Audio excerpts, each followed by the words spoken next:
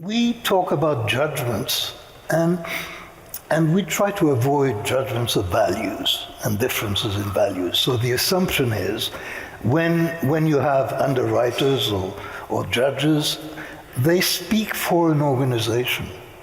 The organization speaks through individual functionaries. And you want an organization to speak in one voice. And noise is a failure, is a cacophony. But when it comes to values or when it comes to politics in a democracy, you certainly want to allow differences and divergence of values, and you certainly don't want to impose noise reduction. Wow, that's interesting. No noise reduction in politics. So let's just think about some of the things that this has thrown up. That convergence, in a sense, it's a way of avoiding the fact that there is noise.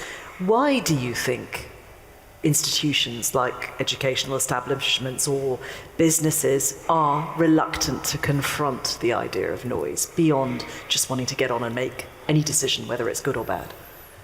Well, I think first they are not aware of the amount of noise that there is. I think every time we show the results of a noise audit to an organization, or we just share the results of noise audits performed in other organizations, people are very surprised. We could hear the surprise in the room when Danny mentioned the 50% number from the insurance company. This is very surprising. So I think the obvious answer, the first and most important answer is they just don't know. And that's partly why we wrote the book, really.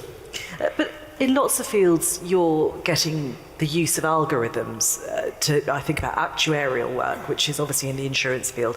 Humans used to do all the risk calculations, and now a proportion will be done by a computer. But they still, as far as I can tell, ask humans to make the final judgment. Is that because we don't want to hand over that power? Well, it clearly depends on the topic. There is a long history, about 70 years, of comparing the judgments of people to formulas and more recently to algorithms that are generated by AI. And humans do not fare very well in those comparisons.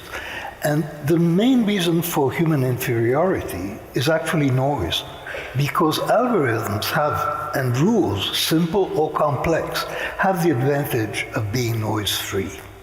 And that gives them a real leg up when it comes to accuracy. But isn't the obvious counterpoint to that algorithms can make matters worse because they will have inherent in them the biases of whoever wrote the code? They will. Although there is no reason why those biases should be worse than the biases of the humans. Again, it depends what the comparison point is. You see, the bias of algorithms is a big topic, right? It's being discussed everywhere, and it should be, because it's real. But the biases of algorithms are there because algorithms are trained on data that is the past decisions and the past judgments of humans. So what algorithms are doing is they are the mirror of our own biases. They are not worse. What makes the bias more visible when you actually have an algorithm is two things. First, you can actually run 1 million decisions into the algorithms and see how many biased decisions there are, which you cannot do with a human being.